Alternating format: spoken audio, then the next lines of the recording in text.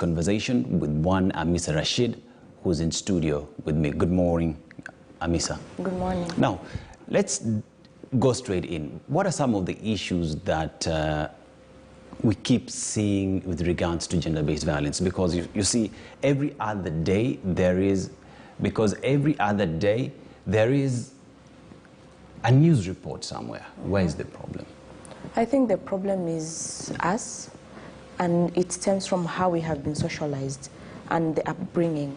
Because you see, somebody who is a perpetrator of gender-based violence does not just wake up one day and just decide to harm people, kill people, destroy lives and everything. So it's upbringing whereby if I was brought, for example, in a toxic environment that actually used violence as a form of punishment or as a form of bringing peace, that means that throughout my life I will know that violence is the only way that I can survive with. So if I engage with anybody and they don't go my way, I'll just think of violence. Then if violence then is something that is inculcated from a very young age, how then do we come in and make sure that from that very beginning, things are changed? Because we don't want to keep on having these cases every other new day. How do we then, as parents, as guardians, make sure that our children don't get acclimatized with violence?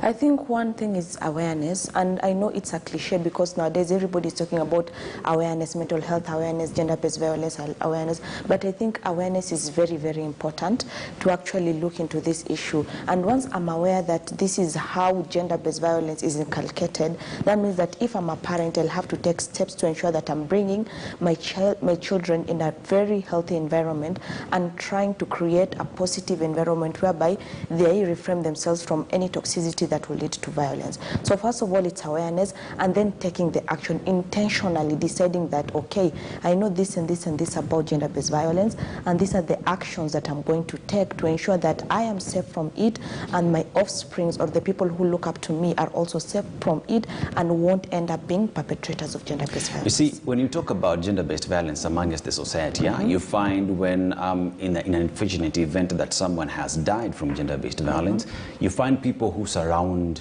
that individual, the victim, start saying, oh, we knew that her marriage had issues, you know, every other day they were fighting. But us as people who live with these people, what action do we take before it's too late that we have to bury somebody? I actually get mad when I hear those excuses, because that is classical Kenyan example of not taking responsibility, and then after an incident has happened is where we come up and start saying this and this and this. We knew their marriage was rocky and all those kind of things. We need to take responsibility, because if I don't take responsibility, that means that the action will take place. It's either that I stand up and decide this and this and this, but also one thing that I can say is that we Kenyans, or our African society in general, has come from a place whereby we try to value marriage so much. Like we see, even there is so much peer pressure about marriage. So you find that nowadays even youth don't care whether the partner is mentally stable or emotionally stable or psychologically stable. It's all about, are they financially stable? And then you just get into marriage without even thinking. And that is when all the drama starts, because I think there's so much peer pressure, and people even feel less than human beings if they're not in marriage, and they have to do whatever they can to make sure that they are actually maintaining their marriage, even if it will mean going through emotional abuses, physical abuses. You just keep quiet and just, like, it's so much like we say ndoa ni kuvumiliana, but we end up kuvumiliana mpaka kwa kifo, like I think the final question I'm going to ask you is, when we talk about this, I need to know where I'm going to report these cases. That would mean maybe I go to the police station. We know that the police also launched Polycare the other day that will specifically deal with GBV. Do you think that is a step in the right direction? I think we can give them a chance, because at least the government is trying to do something. But I will say that we need to be more proactive, to the extent that how many people on this Polycare are educated, are informed about sexual gender-based violence? Are there women who can be able to handle women issues when they come to the center to seek psychosocial support? And then after reporting, are there avenues in which I've reported the case, that is the legal matter?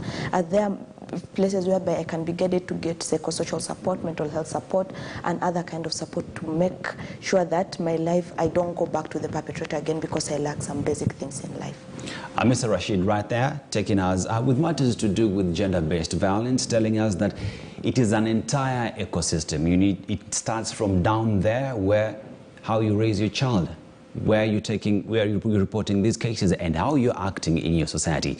But from there we go back to Nandi County, where the burial of slain Olympian Agnes Tirop is underway. Nandi, a funeral mass for Tirop was held at Kapnyamisa Primary School yesterday. The budding athlete was killed in her house last week. She was stabbed several times and hit with a blunt object in the head. We now cross over to Nandi County and listen into what is being said on that funeral procession. An athlete must be, and I'm saying must be a trained coach. Because the only way we can take care of some of these issues. So I don't want to go into a lot of things, but I can assure you we will take an audit. We'll take an audit of what we are doing in Athletics Kenya, what are the challenges that we are going through, and maybe as human beings we may have missed one or two issues. We are not saying that we will overlook that. We will do everything that there is so that we look at some of those audit issues. And therefore, we are starting with a seminar on the 8th of December. Immediately we get the results from this small task force, and I'm also aware that the Cabinet Secretary for Sports, Culture and Heritage, Ambassador Dr. Amina Mohammed, actually established another task force that will take care of all the sports. And as you heard the other day, she actually promised that the results of that task force will be coming out in the next 1 week.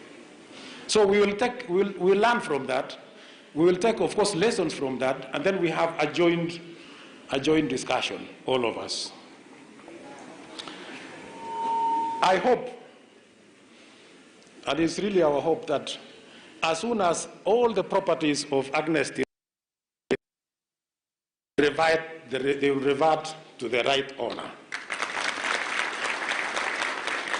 They will be handed over to the right owners. And that, of course, is the family. We would like to follow that this kind of thing is honored, because we understand and we saw that such a young girl like this, 25 years old, coming to 26 today, if she was still alive, and the amount of investment, the amount of property that she owns, and so including taking care of her own parents. Our thoughts and prayers to the family of Agnes Tirop will be buried later today. It is on that note that we've come to the end of news.